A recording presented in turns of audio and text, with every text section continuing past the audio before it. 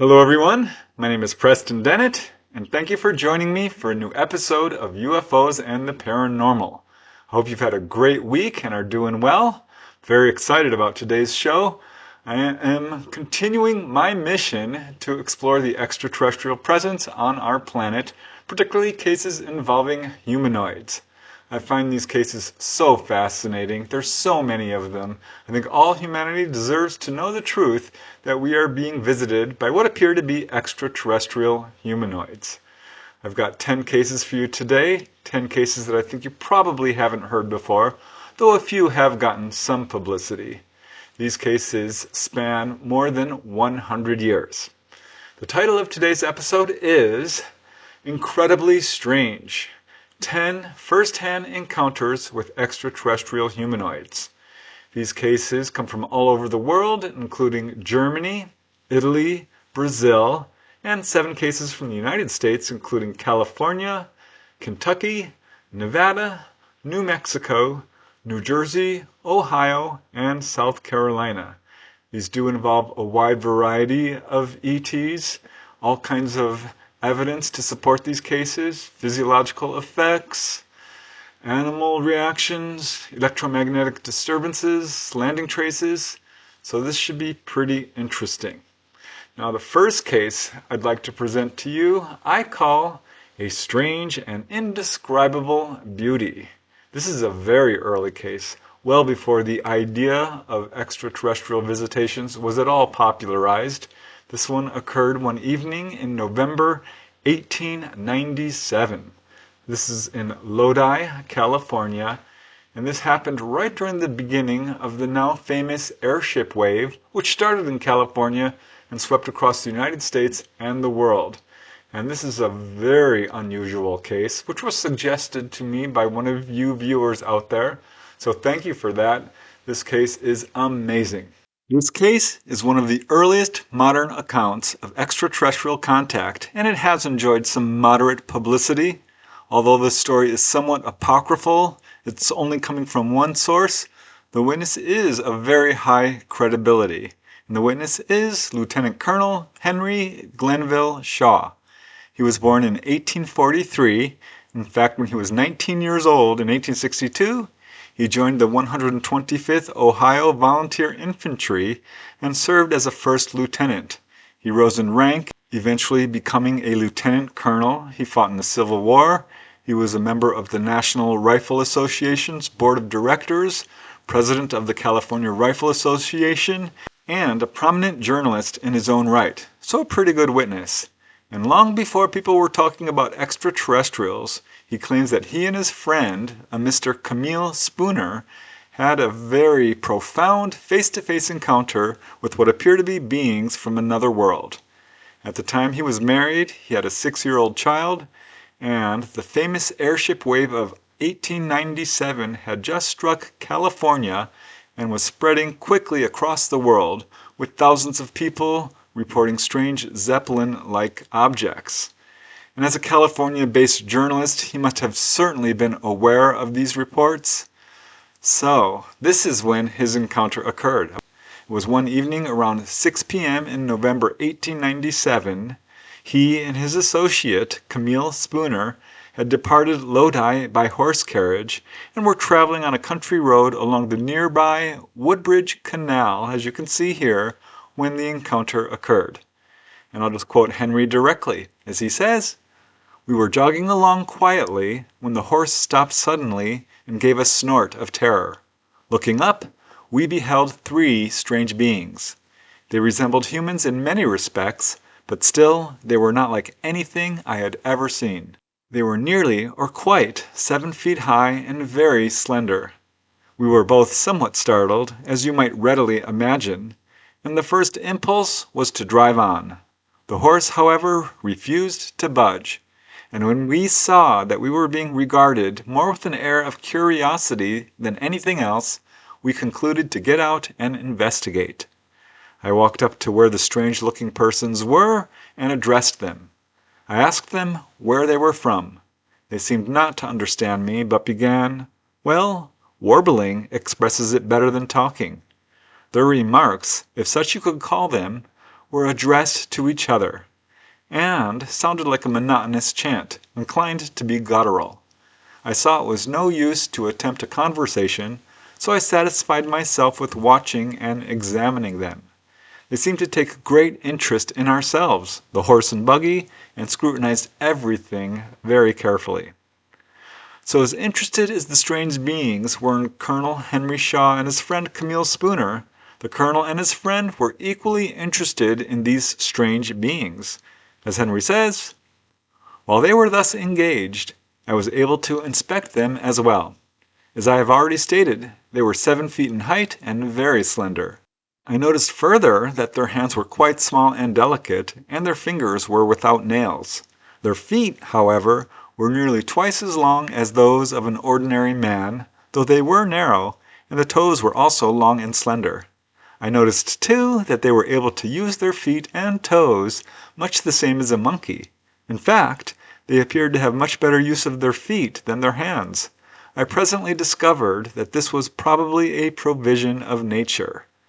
Because it was at this point that the colonel proceeded to satisfy his curiosity by actually touching one of the beings, and thereby discovered something very unusual about them, not just their feet.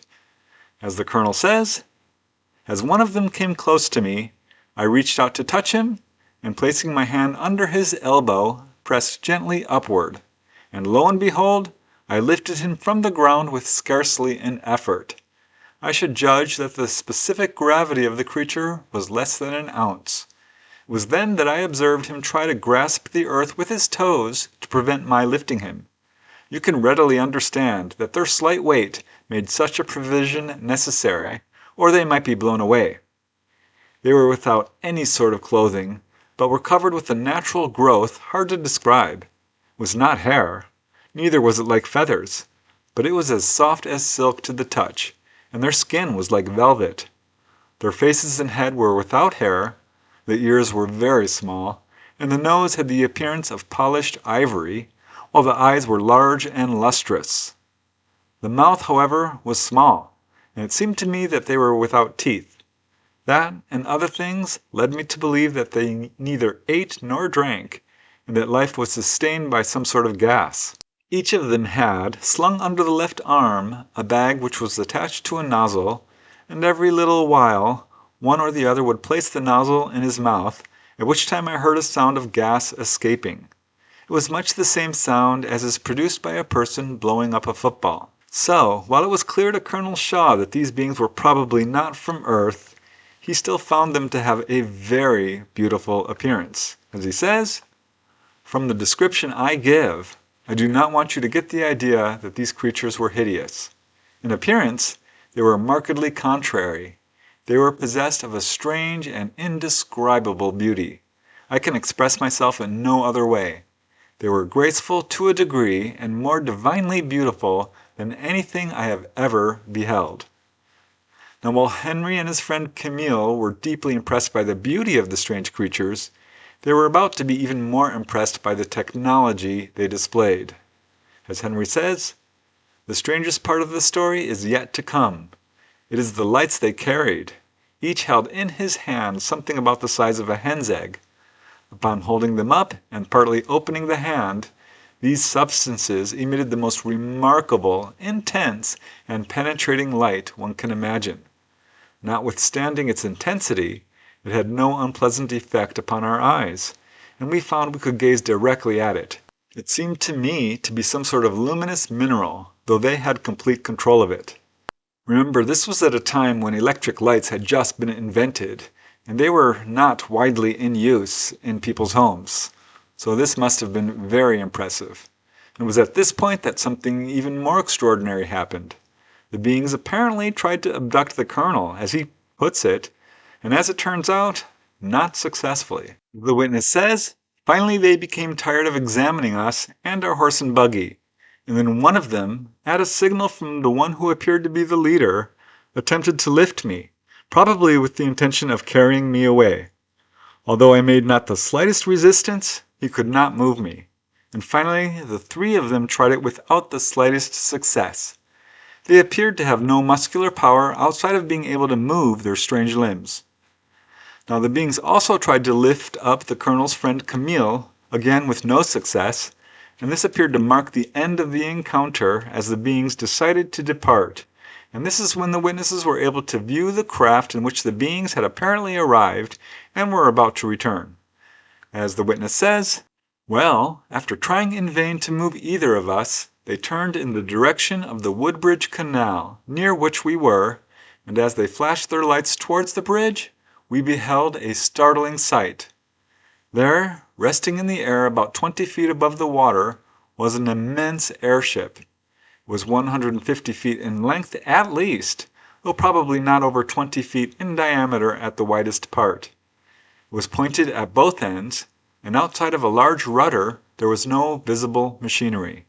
The three walked rapidly towards the ship, not as you and I walk, but with a swaying motion, their feet only touching the ground at intervals of about 15 feet.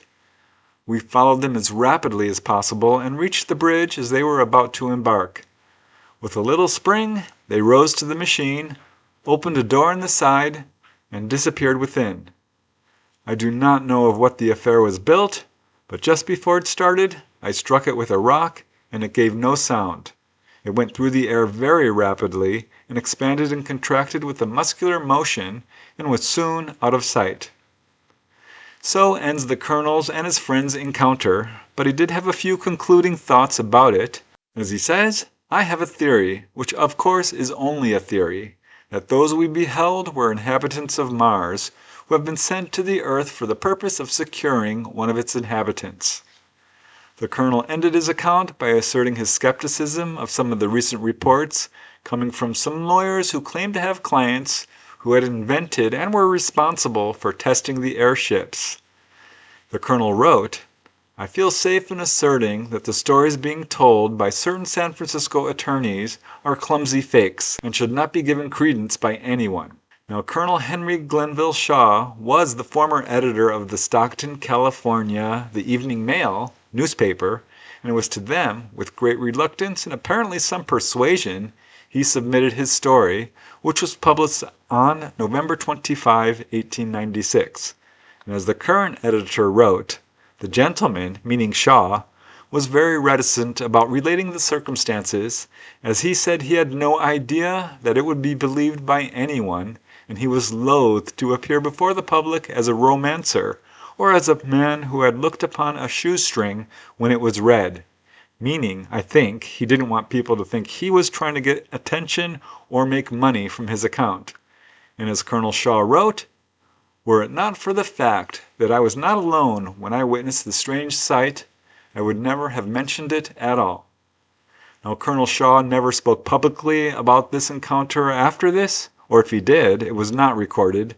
He passed away 9.5 years later at age 63 on March 10, 1907, and is now remembered more for his remarkable story than his illustrious career as an Army officer and a newspaper journalist. What an unusual case that is. And although there's really only one source for it, this one newspaper article, the witness is almost unimpeachable in terms of his resume, a very credible witness, and in fact there's 2 eyewitnesses, so that's a multiple witness case.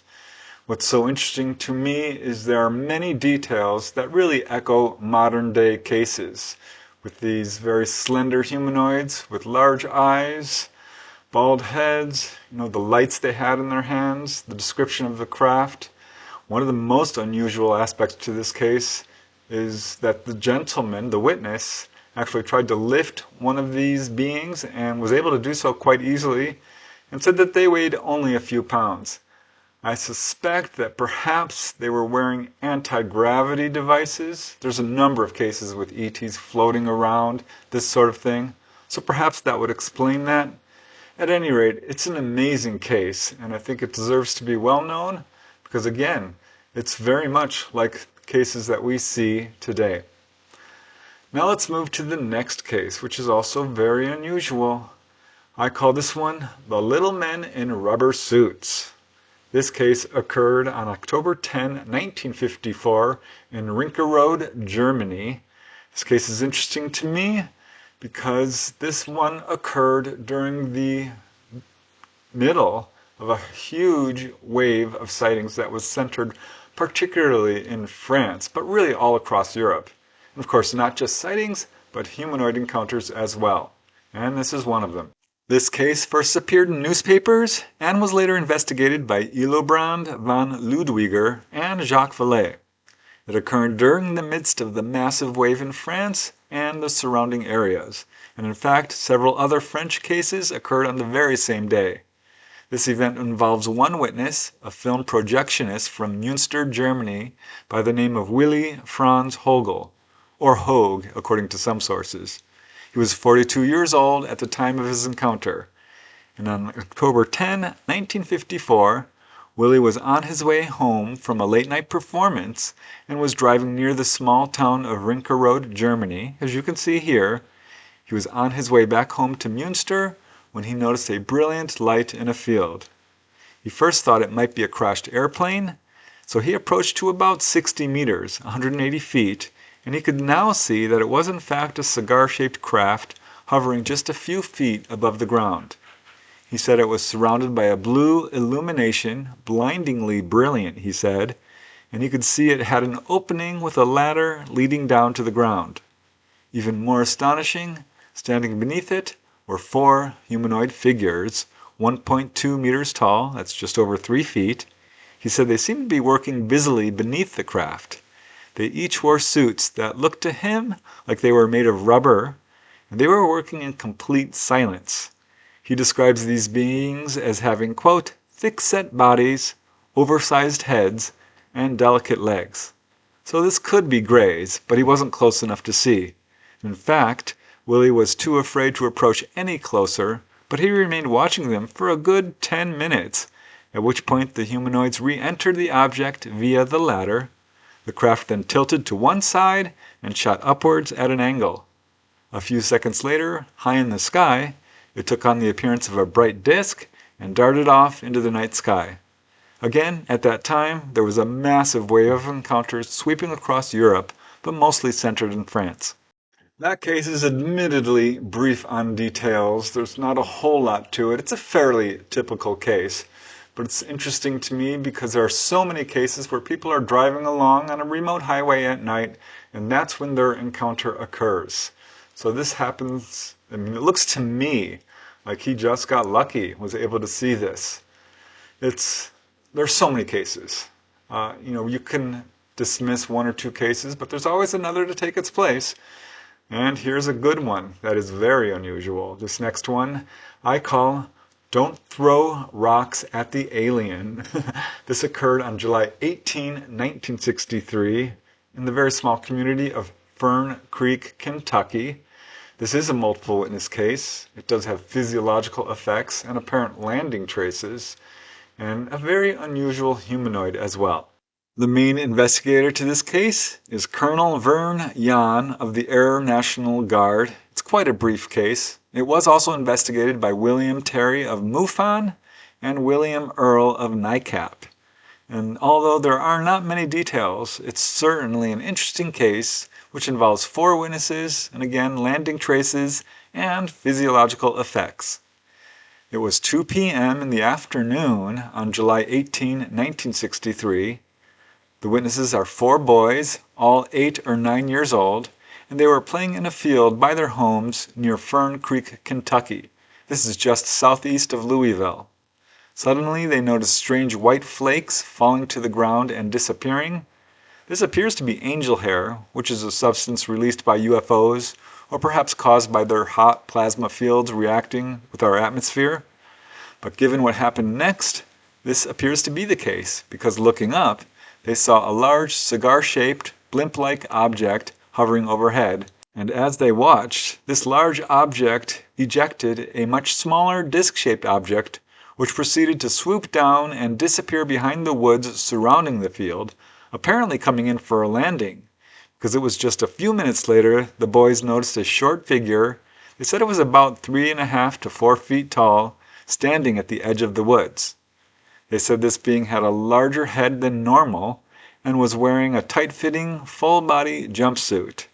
It had what appeared to be a helmet on its head with goggles where the eyes would be, and they could see 2 tubes leading from the helmet to the back.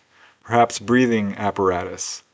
Now amazed, the boys approached close enough and began, like boys will do, throwing dirt clods at the figure. At this point, the humanoid, apparently in self-defense, held a black cylindrical object in his hand and pointed it at the boys. Two of the boys immediately felt that they were hit by some kind of beam. All four boys ran home. The two boys who were struck by the energy beam found that they had suffered from 6-inch circles of first-degree burns, very much like a sunburn, on their bodies. These wounds took a couple of weeks to heal. Now the investigator did go to the site the next day and found small, deep footprints that were certainly different from the boys' footprints. He said he also found 3 impressions on the ground, 15 feet apart in the same field, along with a 30-foot wide circular area of crushed vegetation. There was supposed to be a follow-up on this case, but if there was, the investigators never made it public. I think the important takeaway from that case is don't throw rocks at the alien. You know, kids will be kids, so I kind of understand them reacting that way, but they paid the price. I think if an ET becomes threatened, they will certainly take action just like any other normal person would. It's a fascinating case. I wish we had more detail on it. I'd love to speak to all of these witnesses personally. I believe the investigators were supposed to follow up on this case, but I couldn't find any other information on it, which is such a shame. So many of these cases are being lost to posterity. This is one of the reasons I'm putting out these episodes, because there are far more cases than most people realize. If skeptics had any idea, I think they would change their tune very quickly. And here's another case, also fascinating. I call this one Two Little Humanoids. This one occurred on October 23rd, 1965 in Canhotino, Brazil. To me, what's super fascinating about this case is the description of the humanoids, because these are not grays by any means. This case took place on a cold, rainy day, October 23rd, 1965, in the town of Canhotino, Pernambuco, Brazil. This is a small town, which at that time had about 2,500 residents. The sole witness to this case is Jose Camilo Filho, a 57-year-old mechanic. At age 19, he had lost his hearing, so the investigators of the case had to use an interpreter, but they learned that, quote, the people of his town like him for his honest, open, and righteous actions. So apparently he's a good witness. On the day of the encounter, around noon, Jose was taking a walk on a small pathway through the forests on the eastern outskirts of the town, and he had been walking for about 15 minutes when he came around a turn in the path, and this is when he saw 2 very small men sitting on a fallen banana tree. This immediately surprised him, because everyone in this area apparently knows you never sit on a banana tree because these trees leak a sap that easily stains your clothes. So Jose at this point immediately noticed a small brown cylindrical object between the 2 men. Upon seeing Jose, the 2 men's eyes widened and they jumped up, clearly frightened by Jose's sudden appearance. One of them leaped backwards 2 feet, at the same time grabbing this cylindrical object, which Jose wondered, could this be a weapon of some kind? Jose could see that these beings were just over 2.5 feet tall, so very short. This brown cylinder between them was actually slightly taller than they were. Jose also noticed that the 2 men did not look quite like normal humans. They had an oversized head, Asian-looking eyes, and very, very short arms. They had tanned, wrinkled faces and white hair. One had a slight beard. One was wearing a hat with what appeared to be a face shield attached to it. They were wearing blue shirts and brilliant olive green pants and unusual shoes, which kind of reminded him of tennis shoes. One of the figure's shirts had a band stretching horizontally across the chest, which glowed or reflected a rainbow of colors, green, blue, yellow, and red, which were so bright that it looked to Jose like, quote, an electric solder's arc. It was so bright that he couldn't look at it directly. But seeing how strange these men looked, Jose immediately quickened his pace, running along the trail, which actually took him closer to the men, who he hoped to pass by on the trail and get quickly away from. But this caused the two little men to become even more afraid, and they actually ran backwards into the forest. Jose says that the men were so clearly shocked by his appearance that they stumbled and collided into each other and nearly fell to the ground. Seeing this, Jose stopped to watch, but the men quickly disappeared into the thick foliage of the forest and were gone.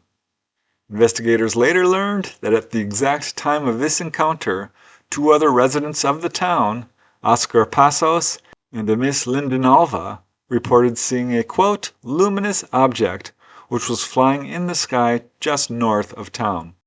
A very strange and unusual case. And yeah, the description of the ETs is one I don't think I've heard before. Not precisely. It's very unusual that people describe exactly the same ETs. It appears that they have a very varied ethnicity, very much like we do have here on this planet. So I guess that might explain the huge variety of ETs we see. Also interesting to me about this case is that the witness apparently frightened these ETs, who reacted in a way that they were clearly scared and took off into the forest there. Another fascinating case. It's amazing how many there are. Here's another one, which I call the most frightening moment of my life. That is certainly a common thought that people have. This is often how they describe these encounters, as being one of the scariest things that they have ever experienced. This case occurred on November 18, 1967 in Greenville, Ohio, and this is a multiple witness case. It's really fascinating because there are quite a few witnesses and quite a few events.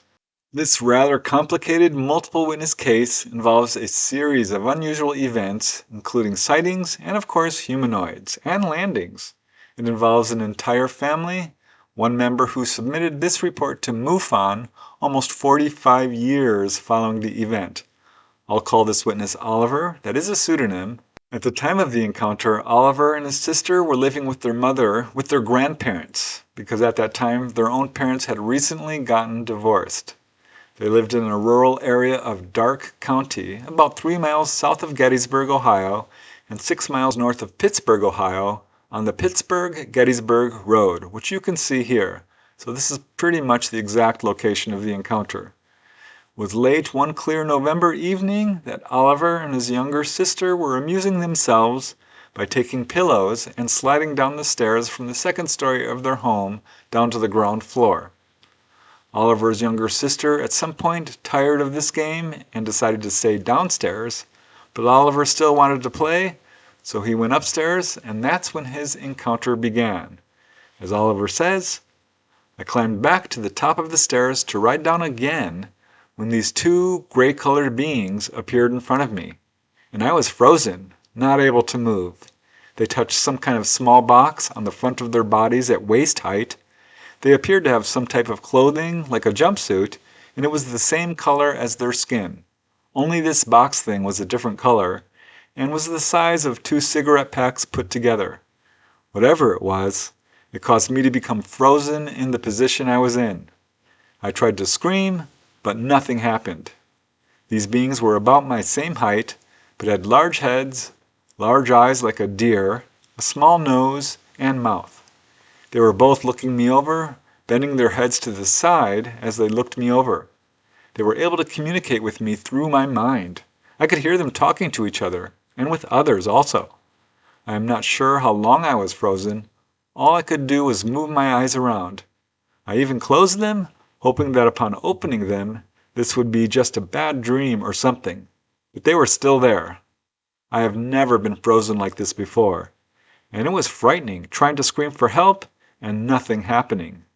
These beings looking me over was the most frightening moment of my life. Now, to Oliver's relief, the aliens finally moved away from him, and as he says, they seemed to be able to float in the air as they moved to my mother's bedroom and went out through the south window.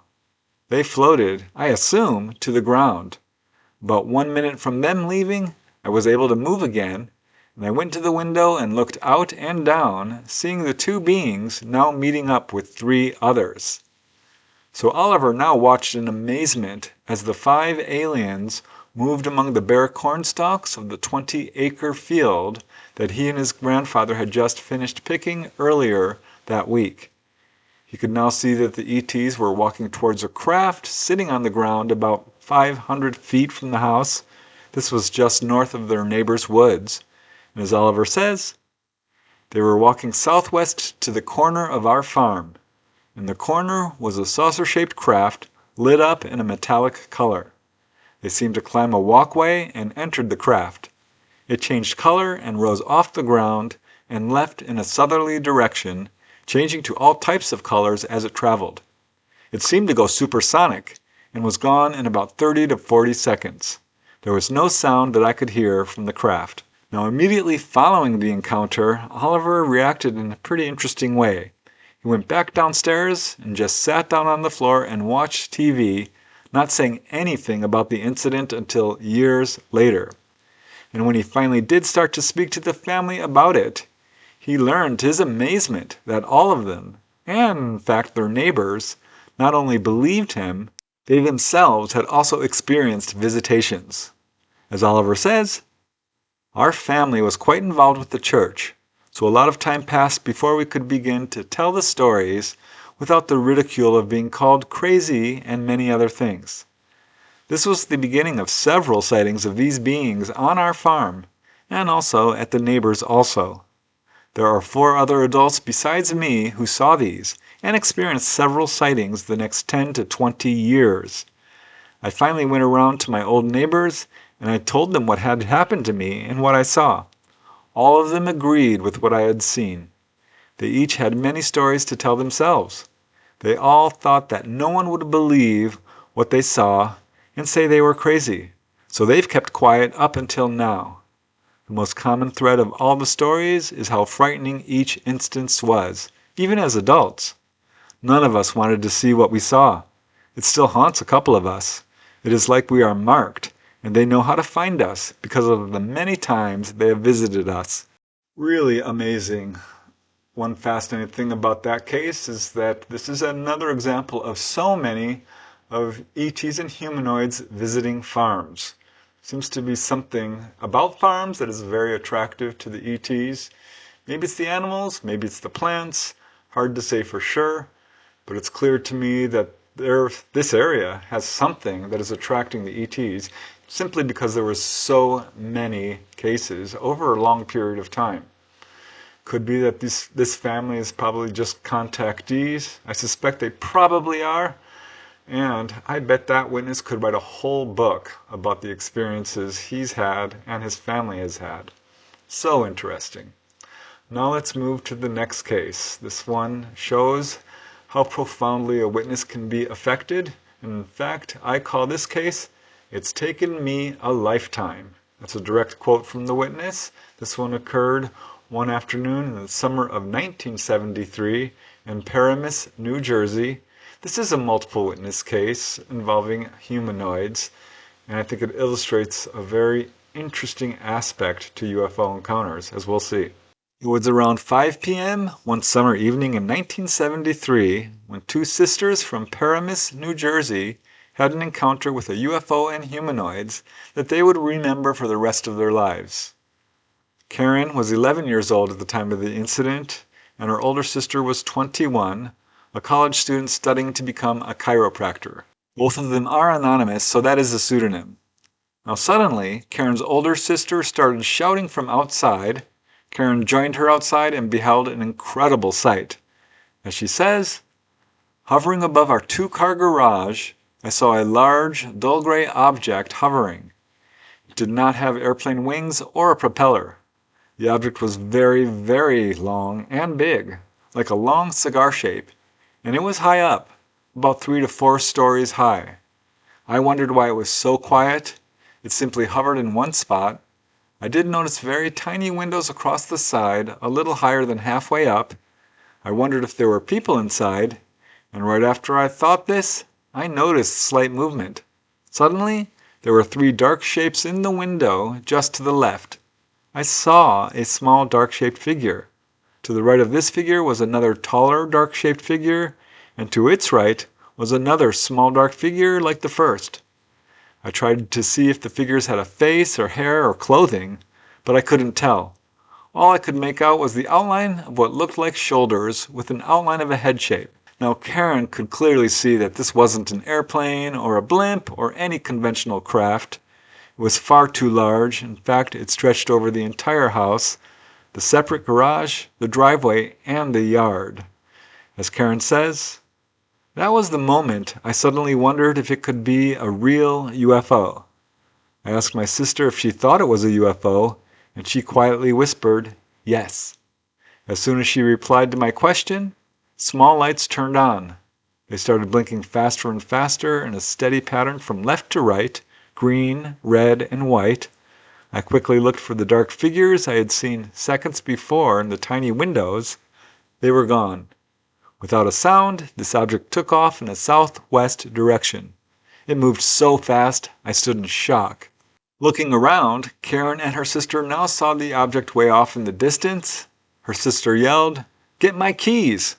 Karen ran inside, retrieved the car keys, and the two sisters hopped in the car and drove onto the on-ramp to Highway 4, where the craft had moved over. You can see it here. They tried to get closer, but the traffic was very heavy.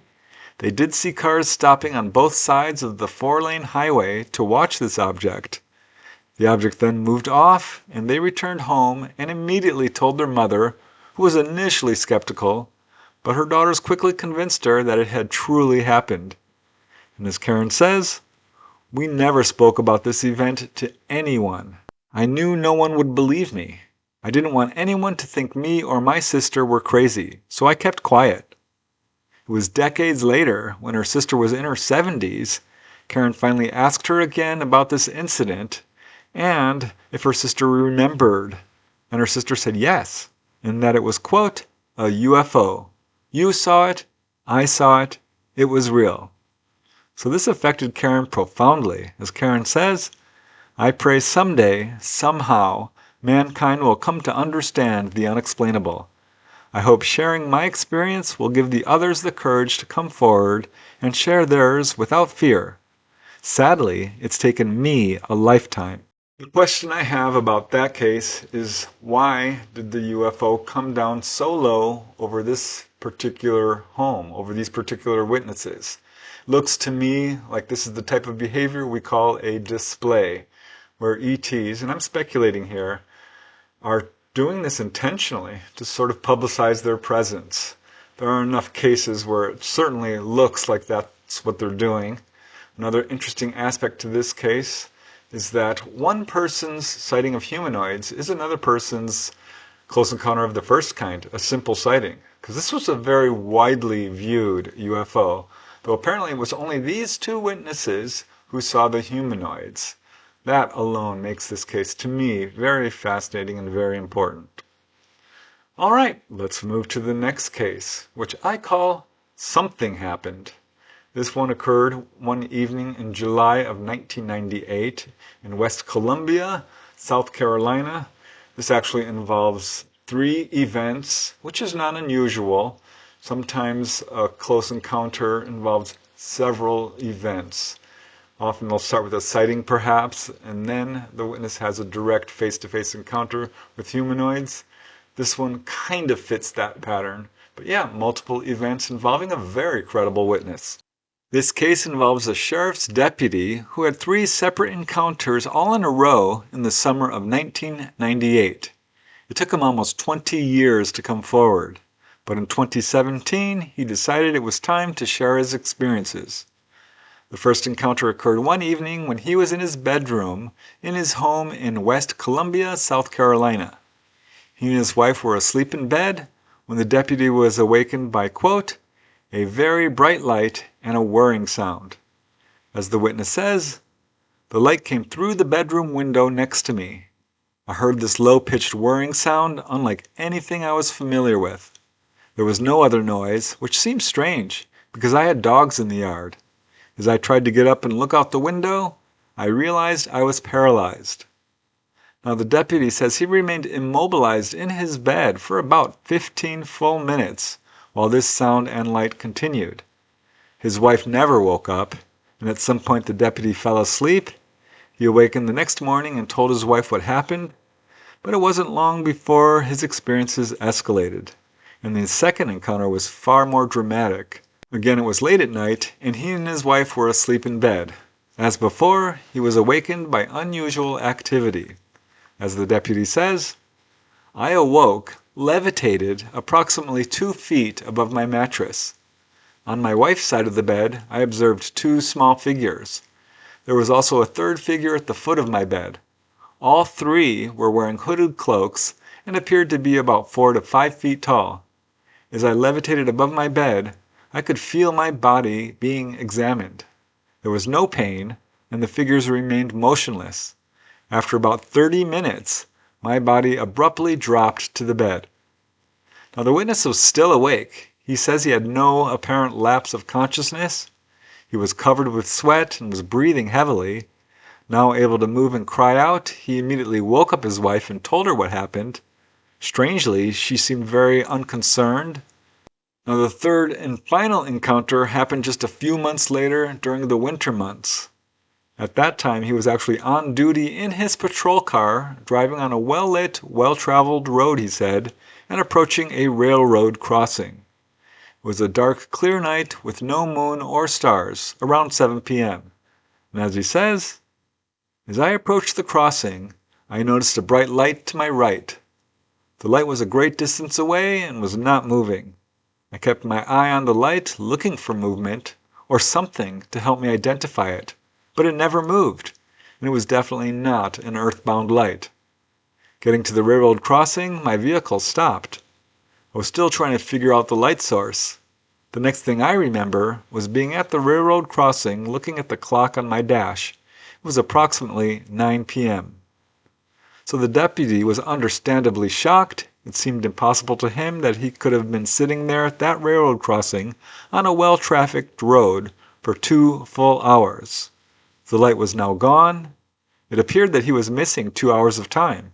And as he says, "I have no memory of what happened during those 2 hours and can only speculate on a possible abduction." These 3 experiences, all in a row, were enough to prompt the deputy to report them officially. He remains somewhat ambivalent about what they might mean. As he says, "I have had no other encounters, and I have shared these with many people. The encounters were interesting, but not alarming. Do I believe in aliens? I can only tell you my experiences and let you decide. I had 3 separate alien encounters. Something happened, and I have relayed the information. Maybe I'll have another encounter that will prove they exist." That to me is an interesting case for a number of reasons. I love cases involving police officers because I think they make very credible witnesses. They're trained observers. There's a lot of police officers who are in the contactee population, which makes sense because, let's face it, they are often outside at night. It is their job to basically patrol the area.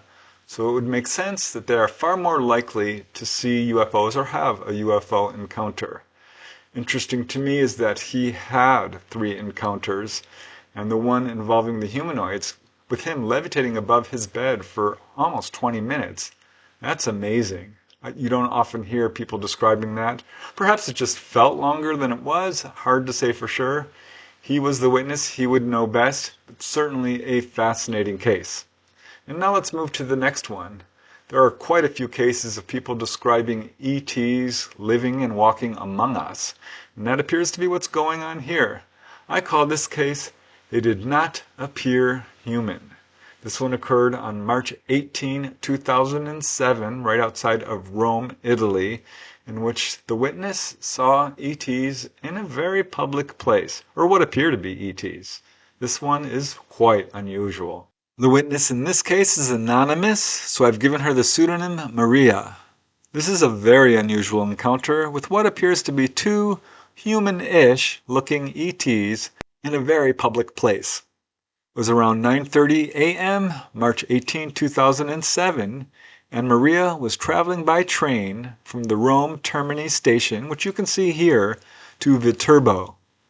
Maria boarded the train and took a spot 3 rows from the back of the car. While the other passengers got on board the train, Maria busied herself by reading her travel guidebook. After a few minutes, the train started moving. There were about 10 people on board, and looking up, Maria noticed two very unusual-looking figures sitting in front of her. As she says, two short, stocky girls were sitting in front of me wearing obvious wigs. The one on the left had a blonde wig, and the one on the right had a brunette wig. The two girls were talking, and I heard a language I did not recognize. I told myself to keep reading and not be nosy. The girl with the blonde wig was really talking the whole train trip, and she faced sideways, talking to the girl sitting next to her. I looked up from my book, and I saw the blonde being's profile. I was shocked. She had no nose. She had only holes that went back into her head. Her mouth was completely round and had deep wrinkle lines radiating from the center to the edge, like a wagon wheel. The mouth was light brown in color.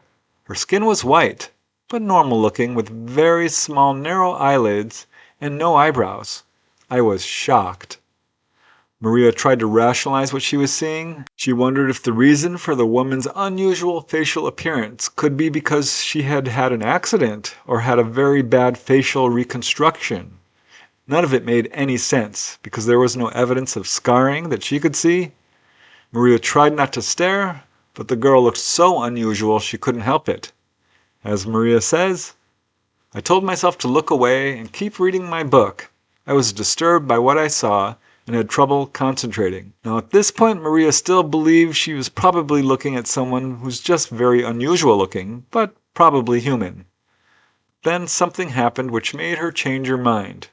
As Maria says, a few minutes later, the girl with the brunette wig on the right turned her head to face the blonde-headed being, and when she turned her head to speak, she had the same features. I knew at that point that these two were very strange and did not appear to be human at all. I was shocked seeing them. I couldn't even pretend to read my travel guide. I couldn't concentrate on it at all. I had a very hard time looking away out of fear. I kept thinking, what were they? The train began making its scheduled stops, and people began to exit the train. After 3 stops, Maria and the other 2 strange women were the only passengers left on the train car. Being alone with the strange figures scared her, and she became even more frightened at the thought that they were going to exit the train at Viterbo, like her. There were only 2 stops left, including hers. Finally, at the last stop before Maria's, the women got out of their seats to exit the train. That's when Maria got another shock, and further indication that these 2 figures in front of her were not normal humans. As Maria says, the being with the brunette wig got up from her seat and walked towards the front of the train car and was having trouble getting her suitcase down from the overhead shelf. She was about 4 foot 8 inches tall and had trouble wheeling the suitcase in front of her, and I could see both of her hands around the handle. Then I noticed she had no thumbs. She had 4 fingers. They got off at the last stop before Viterbo in the nature reserve Lago di Vico area. Maria was so stunned by what she had seen that she just pushed the event from her mind, and it wasn't until a few months later that she happened to come upon a drawing of a hairless alien, and that's when she recalled what she had seen. As Maria says, I didn't understand what I saw at the time. I realized they looked exactly like the drawing of the alien, except for the wigs. It took me a few months to report it because of job pressures and disbelief. Now later, Maria would have 2 other sightings, but as she says, I don't know if these incidents are related to this. But she does believe that these were ETs because not only did they look unusual, they were apparently wearing wigs. Also, they were speaking a foreign language. Also, they only had 4 fingers. So these details began to really add up to make her realize these people were not normal. Again, there are more cases of people seeing what appear to be ETs in public places. Far more, I think, than even is known within the UFO community. I know Bud Hopkins had a case where a lady saw a gray on a subway. But yeah, there are cases of ETs being seen at gas stations and bus stations and all over the place. Convenience stores, of course, schools. This happens more often than you might think. Suppose it's possible that this witness saw two people who were very unusual in appearance, perhaps a genetic disorder or injury of some kind. Suppose it's possible, but the witness doesn't think so. And again, I always give the witness the benefit of the doubt because it's their experience. It's always funny to me when someone outside passes judgment on someone else's experience when they weren't even there. So yeah, another fascinating case of what appeared to be ETs walking among us. Now let's move to the next case, which I call I Know What Is Out There. This one occurred one evening in June 2008 in Spring Creek, Nevada. Beautiful little town. This witness is a teenager at the time she had her encounter, but it's such a close-up encounter. It's really quite poignant, and it illustrates some really interesting aspects that do occur when someone has a face-to-face encounter with a humanoid. The witness in this case is anonymous, and I've given her the pseudonym Tracy. In 2008, she was 16 years old and living in the very small town of Spring Creek, Nevada. That's located about 10 miles from Elko. This was actually her aunt's house because there were only a few rooms. She had to sleep on the couch. It was one June evening in 2008 that Tracy found herself waking up at 3 a.m. for no apparent reason. She looked at the clock in the kitchen and noted the time, and that's when she scanned the room to the left and saw something so unusual she froze in fear. She saw that the door to the living room was wide open, and a brilliant white-blue light was shining through the door, and standing in this light were three weird alien figures. As Tracy says, there were three 4-foot-tall beings with heads too large for their bodies. One was standing in front, and the other two were about 1 foot behind the front one, on the left and right side. I was unable to make out their facial features due to the light coming from only the back of them, but there was no question that they were standing there, clear as day. As soon as I noticed them and jolted from fear, the front one zoomed over to me on the couch. I didn't notice how it moved because it was so quickly standing over me as I remained lying there. I looked up at it, and of course my adrenaline was pumping. I felt a little hand rub my cheek in a comforting way. Now at this point, Tracy heard her own voice echoing in her head saying, "It's okay," and immediately her fear evaporated. As Tracy says, "Not even kidding. The second it touched my cheek, my adrenaline stopped, and my heart rate went back to normal almost instantly, which I still don't know how that is even possible. It's like it controlled my emotions by touching my cheek. The feeling I got when it touched my cheek was overwhelming love and comfort and happiness. It was like it was telling me not to be worried and that it meant no harm. The weirdest thing is, I even looked up at it and smirked with comfort and knew it was okay to go back to sleep.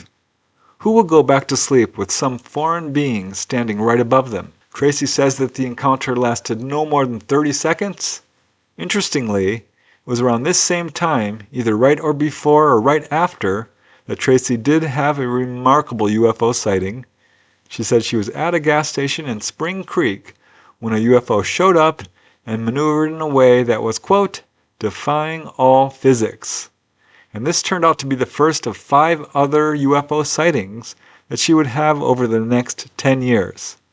She did report her humanoid encounter in 2017, about 8 years after it happened, as she felt a compulsion to share it with others. Ultimately, she feels it was a benevolent encounter. As she says, "I still have a never-ending curiosity and still feel blessed to have had the experience with extraterrestrials that I have. It feels great to make others aware that they are not alone, and I too know what is out there." Quite a few cases of people waking up to find ETs in their home. I've said this before, but I think it bears repeating. One of the most common places to see a humanoid is within your own bedroom.